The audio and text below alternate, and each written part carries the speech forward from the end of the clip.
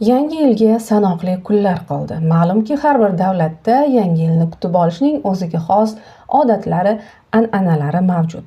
Masalan, qadimgi Xitoyda yangi yil kechasi odamlar uyiga gadoylarning kirishiga ruxsat berishgan ekan. Yaponiyada yangi yil kechasi qo'ng'iroqlar 108 marta chalinar ekan. Myanmada odamlar bir-birining ustidan sovuq suv quyishadi, chunki bu davlatda yangi yil issiq paytga to'g'ri kelar ekan. Bolgariyada oilaning eng kenja a'zosi archa tagida turib yangi yil qo'shiqlarini kuylaydi. Avstraliya va Ruminiyada yangi yil dasturxoniga sovg'alarga to'la, ichida omad keltiruvchi tanga singari ramziy buyumlar bo'ladi, pirog tortiladi. Avstriyada g'aladon sovg'a qilish an'ana bo'lgan. Shvetsiyada qo'lda yasalgan sham sovg'a qilish yangi yil an'anasiga aylangan. Islandiyada o'zini yomon tutgan bolalarning paypog'iga sovg'a o'rniga xom kartoshka solib qo'yishlari mumkin ekan.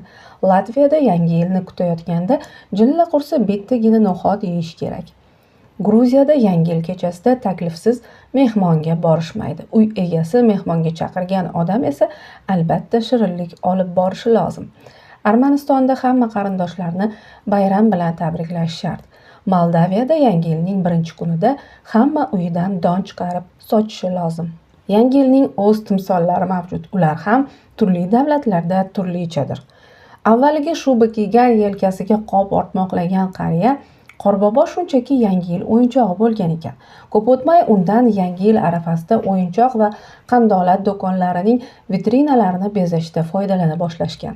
1910-yillarga kelib Qorboboga jon bitgan, lekin Qorbobo bo'lib kiyinish birinchi bo'lib kimning xayoliga kelgani noma'lum. Amerikada Santa Claus obrazi mavjud.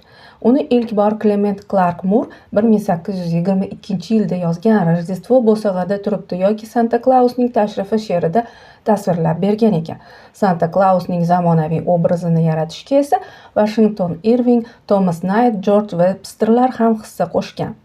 Shvetsiyada bolalarga sovg'a ulashuvchi chol Yul Tomten, pakana kishi esa Yul Nissar deb ataladi.